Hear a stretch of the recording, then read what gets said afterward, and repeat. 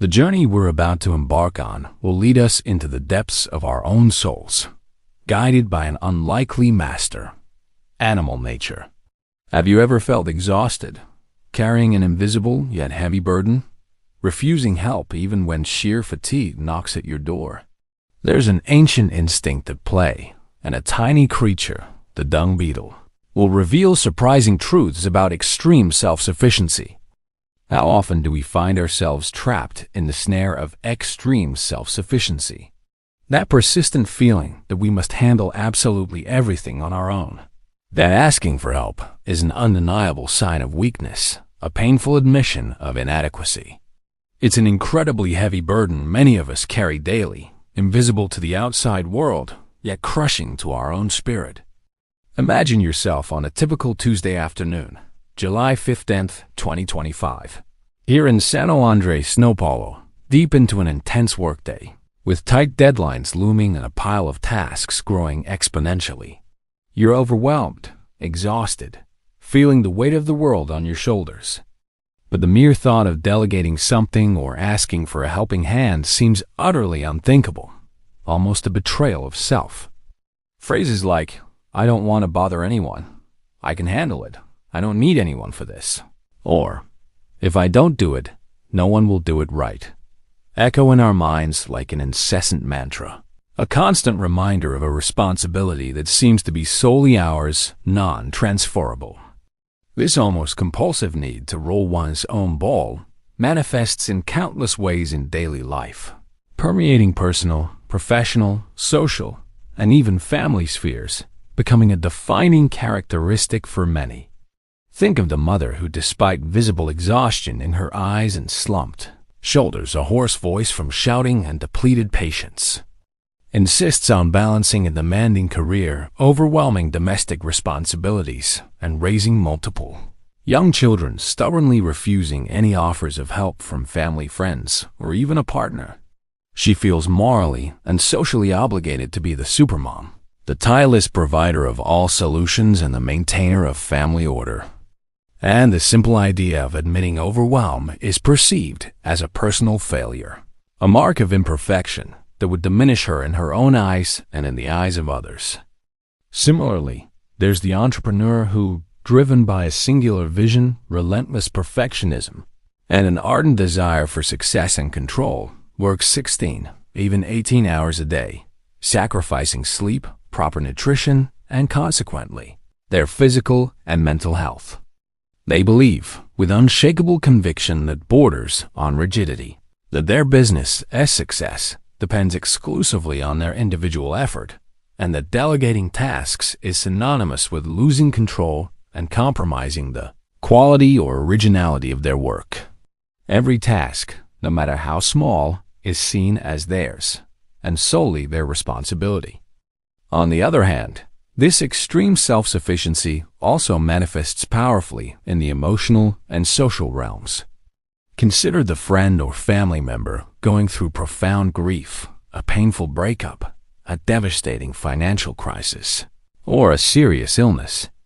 Instead of seeking support and comfort from their social network, which would certainly be willing and eager to help, this person isolates themselves, building impenetrable emotional walls and stubbornly refusing any shoulder to lean on, advice, or practical support. This stems from a deep and irrational fear of appearing vulnerable, of becoming a burden to others, or of being seen as weak or incapable of handling their own adversities. Instead of accepting the compassion, solidarity, and support that could alleviate their pain and offer new perspectives, they choose to bear their suffering in silence, exacerbating their anguish, prolonging their distress, and depriving themselves of the healing that social connection can offer. This stance is often fueled by a silent pride and a relentless, almost frantic, pursuit of external validation and the maintenance of an image of invulnerability. We mistakenly believe that our ability to overcome challenges without any external help is an unquestionable testament to our strength, competence, intelligence, and resilience. There's a strong cultural narrative present in many self-help discourses and common wisdom that glorifies absolute independence, unquestionable autonomy, and doing it alone, which can lead us to internalize the idea that collaboration is a crutch for the weak, a sign of ineptitude. But this fortitude we strive so hard to build often ends up becoming a true prison of isolation, a castle where we are the sole prisoners. It prevents us from building deeper, more authentic, and more meaningful bonds, from experiencing the liberating lightness of collaboration, of sharing tasks, and, crucially, from allowing ourselves to be fully human, with our flaws, needs, imperfections, and undeniable moments of fragility.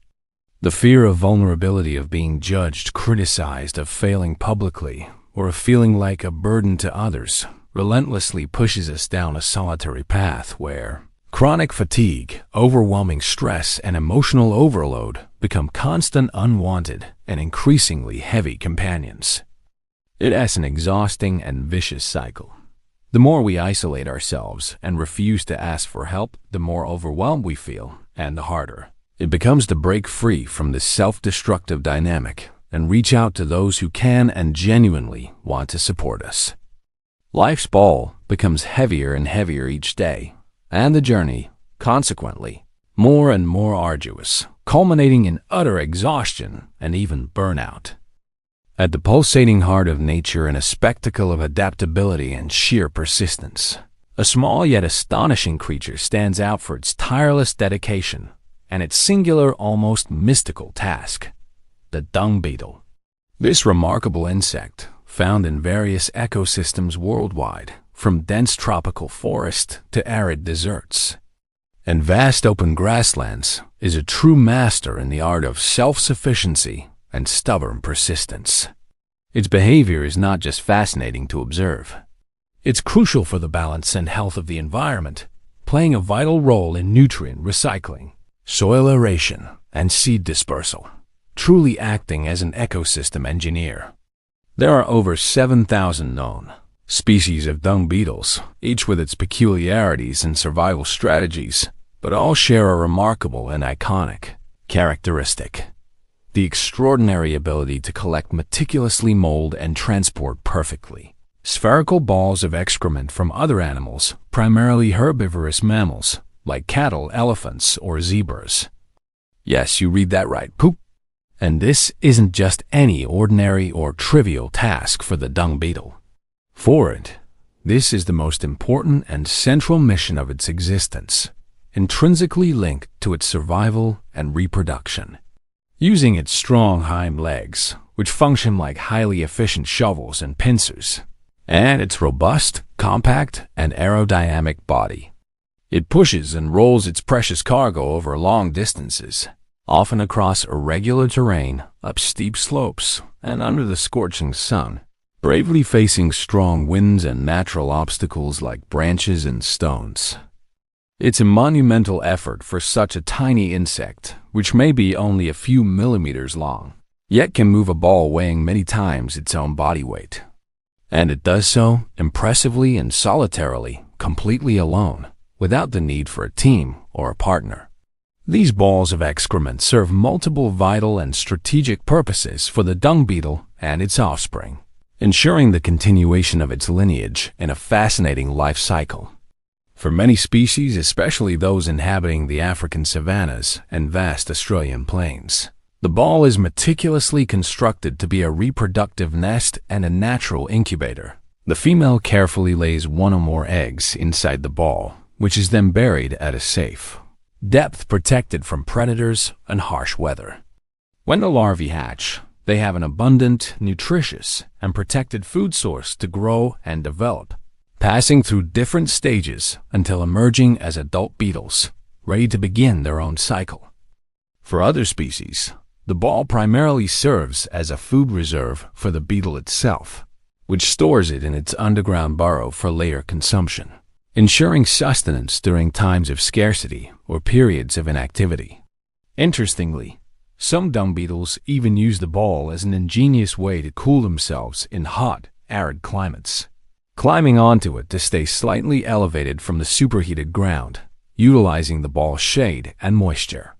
Regardless of the specific purpose, the work of rolling, protecting, concealing, and even defending the ball from other beetles or predators is an intensely individual, continuous, and lifelong project. Dung beetles demonstrate impressive tenacity, resilience, and innate directional sense.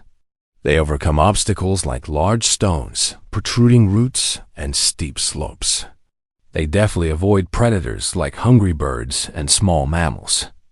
And they persist in their mission, pushing the ball with unshakable determination, even when it seems disproportionately large or when the terrain becomes excessively difficult. The navigation of these insects is a feat in itself. Some species use the polarized, light from the sun or even the Milky Way as celestial compasses, maintaining a straight course despite challenges. Their life is a true ode to resilience, hard work, instinctive efficiency, and extreme self-sufficiency, a solitary and relentless effort to secure their own sustenance and the continuation of their offspring. The poetic image of a small dung beetle tirelessly pushing its ball of excrement, against all odds with a determination bordering on devotion, is a powerful visual representation of persistence, autonomy, and, curiously, a kind of innate pride or satisfaction in its singular task. It doesn't seek help, it doesn't delegate, it doesn't give up. It simply and efficiently rolls. The link between the tireless and obstinate dung beetle and the human being, trapped in the snare of extreme self-sufficiency, is much more than a mere superficial analogy. It is a profound and revealing mirror of instinctive behaviors, deeply ingrained stubbornness in our psyche, and the inevitable consequences of a solitary insistence on carrying all of life's burdens alone. Just as the dung beetle dedicates itself solitarily to rolling its ball of excrement, a vital task that ensures its subsistence and that of its progeny, many of us humans insist on rolling our own ball through life, carrying immense weights, and systematically refusing any kind of support or help. Even when exhaustion is palpable, resources are scarce, and difficulties escalate to overwhelming proportions. Think again of the striking image of the dung beetle, a small creature, yet endowed with surprising strength and determination, pushing a ball that, in proportion to its tiny size, is absolutely gigantic. It moves with a singular, unshakable focus, its energy entirely devoted to this one arduous task.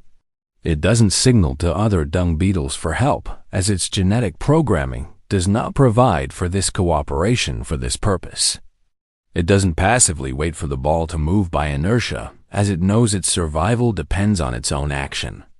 It evidently doesn't delegate, as it is a solitary executor by nature.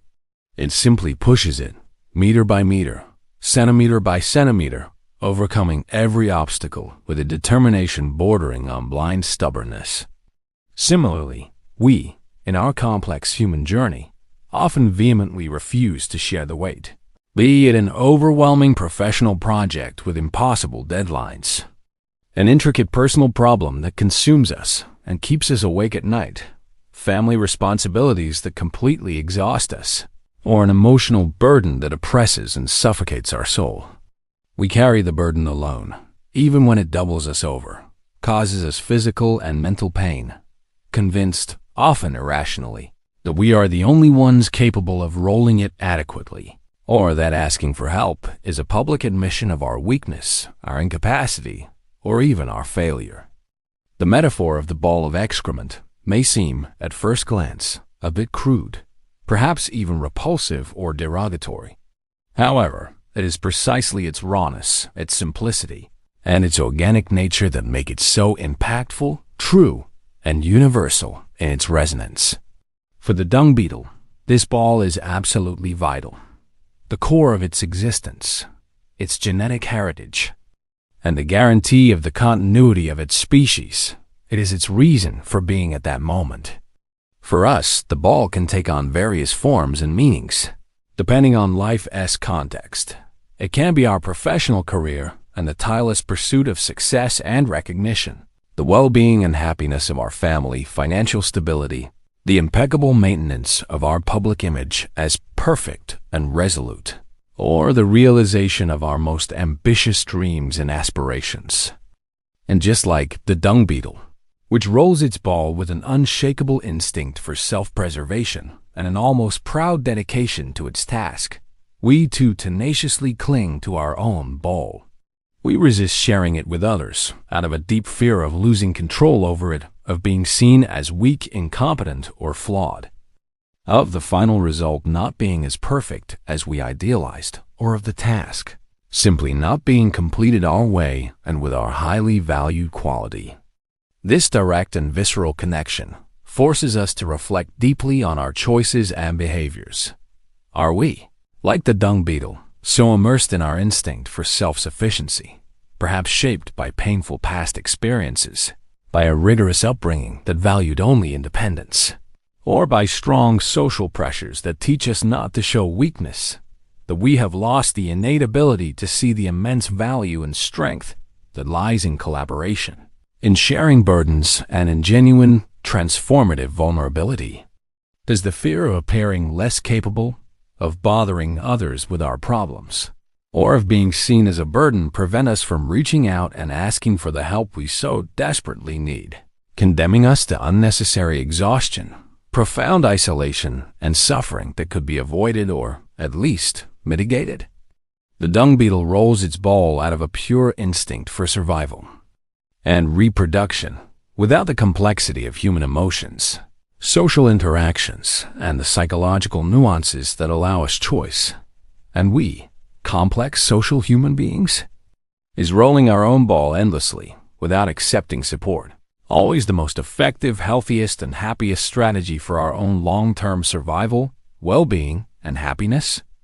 The similarity between the solitary and strenuous effort of the dung beetle and the stubborn yet often self-destructive human independence is undeniable.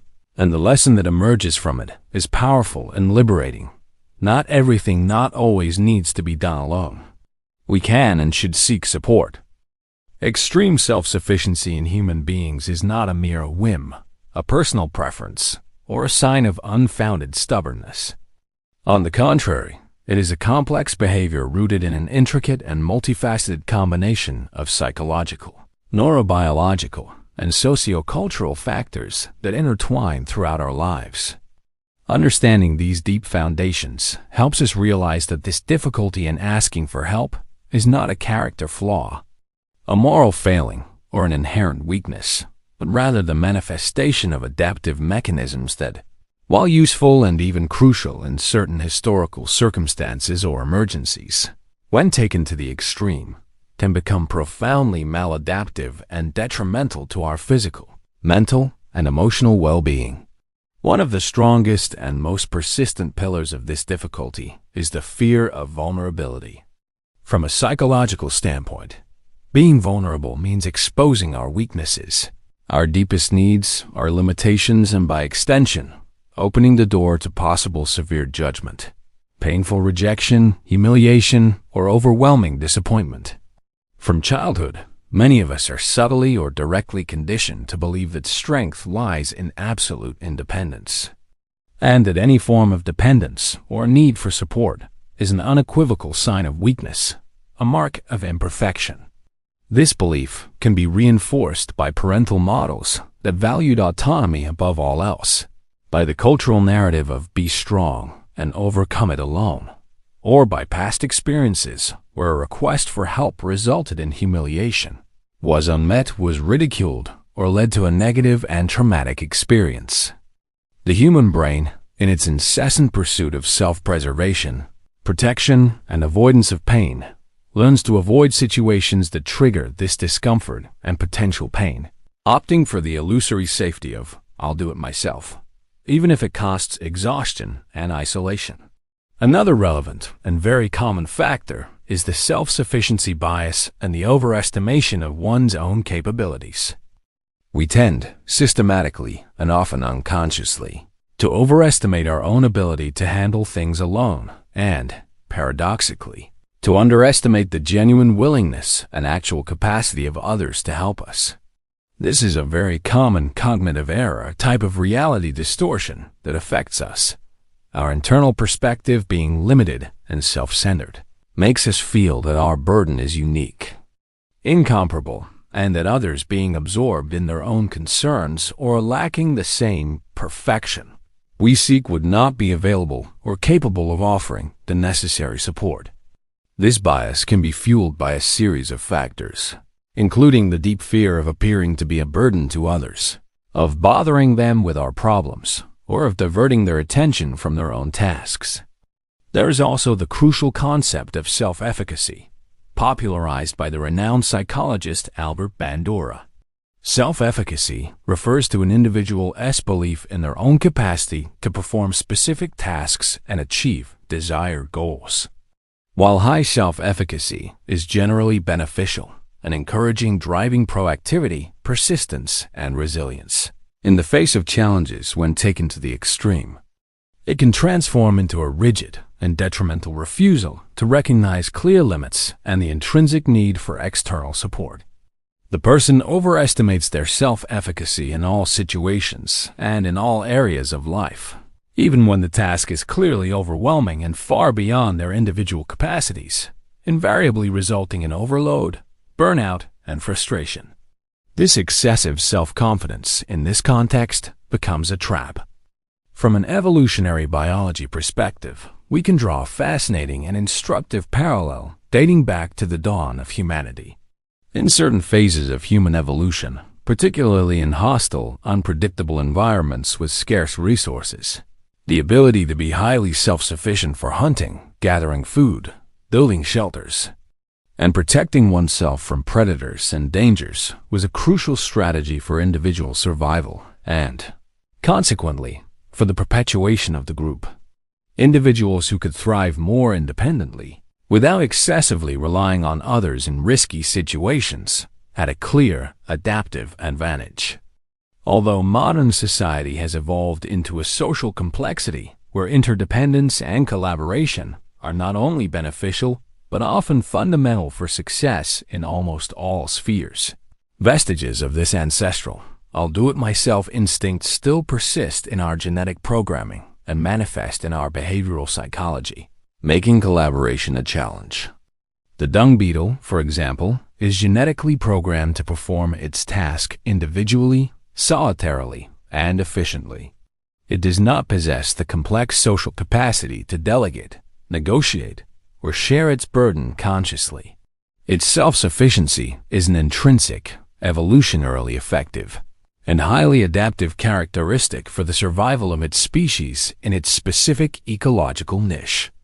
In humans, this programming, while adaptive in certain historical contexts and emergency situations, can become maladaptive in other modern contexts, leading to negative consequences such as physical and mental exhaustion, social isolation, deterioration of interpersonal relationships, and the loss of valuable opportunities for growth, innovation, and learning through collaboration and mutual support. Finally, attachment theory, developed by psychoanalysts John Bowlby and Mary Ainsworth, offers crucial insights into how our early relationship experiences with our primary caregivers shape how we connect with others in adulthood. Individuals with an avoidant attachment style, for example, tend to have significant difficulty opening up emotionally, asking for help, or fully trusting the availability and support of others. They learn to value excessive autonomy and independence as a way to protect themselves from possible rejection, loss, or attachment that might be perceived as suffocating, limiting, or unpredictable. This dynamic, often shaped by early childhood experiences with caregivers, who may have been inconsistent, distant, or overly controlling, can lead to a pattern of rigid self-sufficiency and isolation in adulthood where the person avoids emotional intimacy to protect themselves. In essence, the difficulty in asking for help is not a character flaw, a moral failing, or simple stubbornness. It is, in fact, a complex tangle of internalized fears, deep-seated beliefs, cognitive biases, and biological instincts that, at certain moments, lead us to roll our own ball of excrement alone unnecessarily.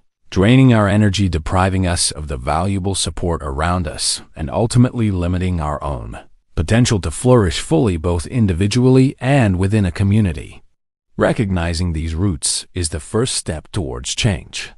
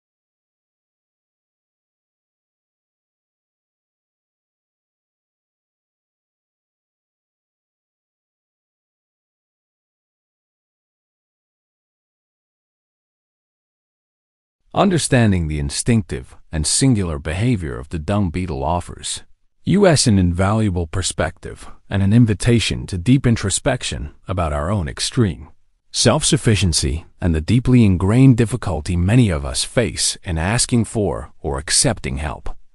It is not by any means a judgment about who we are or about our personal values, but rather a profound invitation to honest reflection, transformative self-knowledge, and the possibility of change. If the dung beetle, by its innate nature and by an evolutionary programming that benefits it in its ecological niche, must roll its ball alone to survive and perpetuate its species, we as human beings endowed with consciousness, complex emotions, the capacity for choice, free will, and above all, the intrinsic ability to form social connections, nurture relationships, and love, have the opportunity and the responsibility to act in a fundamentally different way. The first and most crucial lesson we can draw from this powerful metaphor is that asking for help is not and never will be a sign of weakness, but rather a profound wisdom, a mature emotional intelligence, and an admirable and genuine courage. It is an act of humility, for we acknowledge our own limitations and fragilities, and, paradoxically, of great inner strength. For we demonstrate vulnerability, which is the very foundation of human connection and the building of trust. It takes tremendous courage to admit to oneself and to others that we are not invincible superheroes, that we are not omnipotent, and that, just as the dung beetle has its physical and instinctive limits, we too have our limits of energy, time, capacity, and emotional resources. It is an honest and liberating acknowledgement of our humanity, and that we are inherently social and interdependent beings by nature, sharing a burden, be it an exhausting professional responsibility, an intricate personal problem, a challenging project, or an overwhelming emotional pain, does not diminish its importance or complexity. On the contrary, it makes it infinitely lighter, more manageable, and often easier to resolve, allowing us to find solutions we would not see alone. The second lesson is that vulnerability, far from being a protective barrier that isolates and weakens us, is in fact a powerful bridge that connects us and deepens our human relationships. By allowing others to help us and by sharing our difficulties, our needs, and even our imperfections and fears, we open up genuine space for the building of deeper, more authentic, and more meaningful bonds. Mutual trust and affection truly flourish when we are able to show our fragilities and our moments of need, without masks or defenses. This not only benefits us individually, alleviating our burden, stress, and loneliness, but also offers others the precious opportunity to be helpful, to feel valued in their ability to assist, to exercise their empathy and compassion, and to strengthen the emotional bond with us. It is a virtuous cycle of giving and receiving, where everyone benefits, enriching the complex and delicate web of our social interactions. The third and final reflection leads us to the idea of efficiency, personal sustainability, and long-term holistic well-being. The dung beetle, in its tireless and solitary task of rolling its ball, optimizes its process to ensure its survival and that of its species in a highly effective way within its ecosystem. But it has no choice. We, human beings, often exhaust ourselves in an unnecessary and self-imposed effort, driven by rigid patterns that could easily be shared. This exhaustion drains our vital energy, our creativity, our precious time, and our very ability to enjoy life, preventing us from investing in other areas of existence that are equally important, such as leisure, personal development, hobbies, passions, and crucially, our relationships. Could it be that this relentless pursuit of doing everything alone, of rolling the ball without stopping, prevents us from achieving our goals more effectively with higher quality of life, less stress, less suffering, and at a much lower emotional and physical cost? It is therefore fundamental to pause for a moment and ask ourselves with brutal honesty, does this ball really need to be rolled only by me? Or is there someone who can and genuinely wants to help me push it, making the journey lighter and even more enjoyable? Embrace interdependence as a strength, not a weakness.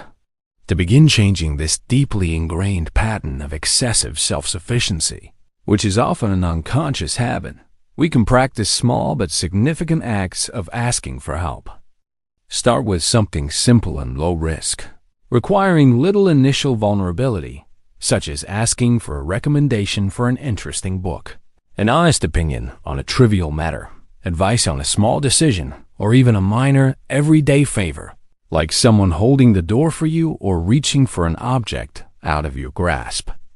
As we get used to asking and realize that the world doesn't collapse, that people don't judge us, and that, most of the time, they are genuinely willing to help and feel good about doing so, we build confidence in ourselves and, more importantly, in others. Gradually, we can scale up to more significant and complex requests for help, dismantling the barrier of extreme self-sufficiency brick by brick and discovering the beauty, strength, and joy of human connection and collaboration. Have you ever wondered what ball you've been stubbornly rolling alone here in Santo Andre, when so many around you are ready to reach out and share the weight? How about starting to share that burden today and discovering the lightness of collaboration and the true strength in allowing yourself to be helped?